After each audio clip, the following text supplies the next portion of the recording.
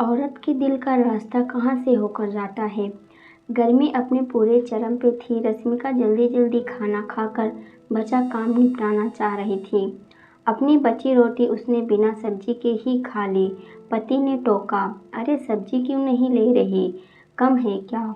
नहीं कम नहीं है, आखिरी निवाला था तो नहीं ली। अरे हमें तो भाई बड़ी पसंद है, थैंक यू इसे बनाने के लिए। दिनेश वापस खाने में मगन हो गए। उसे दादी सास की बात याद आ गई। पति के दिल का रास्ता पेट से होकर जाता है। और वो होले से मुस्कुरा दी और बचे काम निपटाने लगी। रश्मिका ने ये बात कईयों बार कई औरतों से सुन रखी है। इतनी सुनी कि लगता है जैसे ये ग्रंथ सौंपने के लिए ही बूढ़ी औरतें जिंदा हैं। ग्रह शोभा, ग्रह लक्ष्मी, सरिता, मेरी सहेली, सभी औरतों की मैगजीन में भी ऐसे ही कई नुस्खे छपे होते हैं। जैसे पति से परेशानी का जिक्र कभी ना करे। पति अपनी समस्याएं किसी से नहीं बताता। आप उनकी अर्धांगिनी हैं, ये आपका फर्ज है। उनसे पूछिए उन्हें क्या परेशानी है। जब वो थका हारा घर लौटे, उसे घर परिवार की खुद के दुख दर्द की दास्तान सुनाने ना बैठ जाएं। उसकी पसंद नापसंद का ख्याल रखें। कहा जाता है कि जो बात बार बार बताई जाती है या बचपन से बताई जाती है, हमारे लिए वही सच होती है। पर क्या इस सच के साथ जीना इतना आसान होता है? अगर पति थका हारा जूझ रहा है तो पराये घर में आकर समायोजन बैठाती, खुद को साबित करती पत्नी का दर्द दर्द नहीं, उसकी फिर कौन सुनेगा? उसकी पसंद नापसंद का कोई मायने नहीं होता। उसके दिल का रास्ता कहाँ से होकर जाता है? क्या उसके दिल की पेट की पसंद नापसंद के कोई मायने नहीं होते?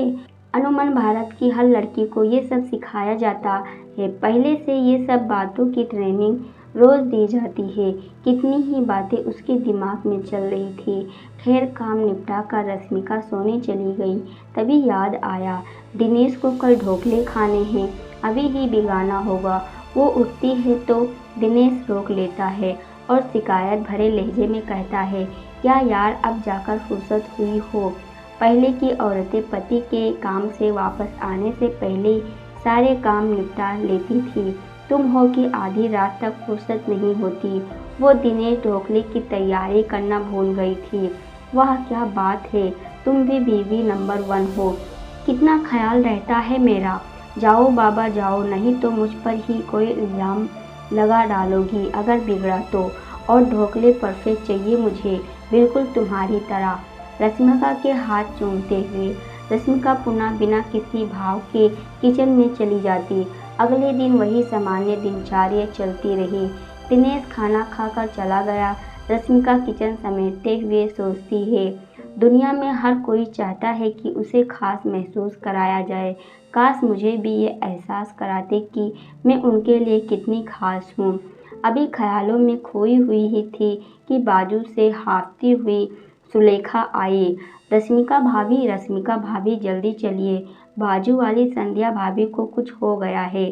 सभी दौड़ते हुए उनके घर पहुँचे। वे जमीन पर अचेत पड़ी हुई थी। आनन फानन में अस्पताल ले जाया गया। पूरा हेल्थ चेकअप किया गया। कोई बीमारी पकड़ में नहीं आई। ग्लूकोज ड्रिप लगाकर संध्या को छुट्टी दे दी गई। संध्या दिन ब दिन कमज़ोर और बीमार होती जा रही थी। कई तरह का प्राकृतिक देसी विदेशी उपचार कराया गया, लेकिन कोई फर्क नहीं पड़ा। थक हार कर सब अपने अपने घरेलू नुस्खे आजमाने लगे। किसी सयाने ने कहा, जो पसंद हो वही खिलाओ, जैसा पसंद हो वैसे रखो, शायद सेहत में कुछ असर आए। अगर ऐसे ही हाल रहा तो जल्दी हम इसको खो बैठेंगे। मोहल्ले की सभी औरतें के साथ रश्मिका भी वहीं पर थी। संध्या के पति से पूछा गया कि बताइए भाई साहब, संध्या को क्या पसंद है, हम अभी बना कर लाते हैं। उसका पति कुछ नहीं बता पाया। सब चुप थे। कहीं ना कहीं ये सबकी अपनी सच्चाई थी। तो बीच में एक बुजुर्ग ने कहा, क्या बात कर रहे हो, औरत की भी कोई पसंद होती है। घर में जो भी बनता है और जो भी बचता है वही खाती है। अब उसकी क्या पसंद और क्या नापसंद। उस बुजुर्ग की बात के बाद उसकी बोलती बंद हो गई। कोई कुछ नहीं कह पाया। मगर इस बात ने हर एक महिला के मन में एक सवाल पैदा कर दिया। कहा जाता है पति के दिल का रास्ता पेट से होकर जाता है, तो पत्नी के दिल का रास्ता कहाँ से होकर जाता है? इस बात को क्यों कोई तवज्जो नहीं दी जाती? क्यों इतनी सारी गाइडलाइन केवल औरतों को दी जाती है कि अपने पति को खुश रखो, पाक शास्त्र से निपुण हो जाओ, उसकी पसंद के कपड़े पहनो? क्यों पति को कोई गाइडलाइन नहीं दी जाती जिससे पत्नी भी खुश हो सके? या फिर पत्नी के दिल का कोई मायने नहीं? शायद इसलिए संध्या का दिल दुनिया से उछट गया है। सभी अपने घर जाकर सोच में डूब गई। क्या सच में हमको क्या पसंद है हमारे परिवार को मालूम नहीं? क्या सच में हमारी पसंद नापसंद मायने नहीं रखती? रश्मिका भी अब सचेत हो गई थी। उसे हर एक औरत संध्या की तरह ही दिख रही थी। उसने दिनेश को फ़ोन कर कहा, ऑफिस से आते हुए मेरी फेवरेट आइसक्रीम लेते आना। जवाब में दिनेश ने कहा, तुम्हारी फेवरेट? तुम्हारी कौन सी फेवरेट है भाई? और ये आज पहेलियों में बात क्यों कर रही हो? सीधी सीधी बोली कि क्या खाना है? आज से पहले तक तो जब भी तुमसे पूछा गया तो तुमने हमेशा कहा कि जो सब खाएंगे वही मैं खा लूँगी। मैंने तो कभी नहीं देखा कि तुमको कोई स्पेशल फ्लेवर पसंद हो। ठंडी आह भरते हुए रश्मिका ने कहा, दिनेश मैं केसर पिस्ता आइसक्रीम खाती हूँ। खैर आप आज ले आना। जमाना हुआ खाए हुए। बाबा से हमेशा जिद किया करती थी। क्या हुआ रश्मिका, इतनी लो क्यों साउंड कर रही हो? यार अब से ध्यान रखूँगा, चलो बाय। रात खाने की मेज पर भी रश्मिका अनमनी रही। दिनेश ने उसका हाथ दबाकर पूछा, क्या बात है, संध्या भाभी को लेकर परेशान हो क्या? रश्मिका ने कोई उत्तर नहीं दिया। अगले दिन रश्मिका के साथ दिनेश भी भाभी को देखने गया, जो कि लगभग मरणग्रस्त हो चुकी थी और उनके पतिदेव लगभग हताश। उन्हें कोई उम्मीद की किरण दिखाई नहीं दे रही थी। संध्या की माँ को फ़ोन लगाने का फैसला लिया जाता है। उसको खाने में क्या पसंद है, उसकी फेवरेट डिश क्या है, उसका फेवरेट कलर क्या है, उसको सबसे ज़्यादा क्या करना अच्छा लगता है।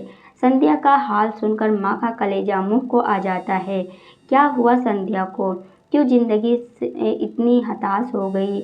उसने मुझे स्पष्ट मना किया था, मम्मी ऐसे कैसे जी पाऊंगी जहाँ मैं तो हूँ पर मेरा कुछ नहीं।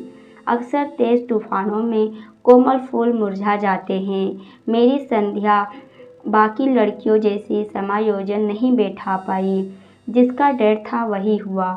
वो ज़िंदगी को भरपूर जीना चाहती थी, यूँ घुट घुट कर नहीं। इतना दबाव हर लड़की बर्दाश्त कर पाए ज़रूरी नहीं। सब हम लोगों का ही दोष है बेटा। हमेशा से बेटियों को यही सिखाया, खुद से पहले परिवार की खुशियों को देखना, अपनी पसंद के ऊपर दूसरों की पसंद नापसंद रखना। यही सब कारण से संध्या निराश हो गई होगी। उसको संगीत बहुत पसंद है बेटा। बिना संगीत वो मायूस हो जाती है और खाने में दाल बाटी चूरमा बहुत पसंद करती है, मगर दामाद को गरिष्ठ हो जाता है इसलिए नहीं बनाती। काव्य गोष्ठियों में जाना बेहद पसंद है और मम्मी माफ़ कर दीजिए। अपराध बोध से गरिष्ठ संध्या के पति ने अपनी सास को कहा, मम्मी मुझ पर विश्वास रखना, मैं संध्या को कुछ नहीं होने दूंगा। किसी न किसी तरीके से उसको ज़िंदगी की तरह मोड़ कर रहूँगा। ऐसे कैसे उसकी पसंद का कोई मायने नहीं, लेकिन मैं भी शायद उन्हीं तौर तरीकों में ढला हुआ था।